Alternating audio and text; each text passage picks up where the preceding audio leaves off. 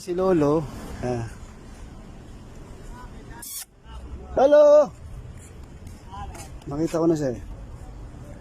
Nakita ko na si Lolo eh. Lolo! Hello! Ayan si Lolo po. Hello! Hello! Si Lolo po, andito lang. Lolo! Lolo! Ayan si Lolo po, mga kadog lover. At tuwang-tuwa po siya na makita niya ako na may pagdalang pagkain para sa kanya. Dito. Basi Muning. Sino yung tinawag yung pangalan niya, hinahanap niya ako, hindi niya makita yung pala nasa likod ako. Excited siya. Lolo! Yan po, gutom na gutom oh. Hindi ko lang makita si Muning kung nasaan siya.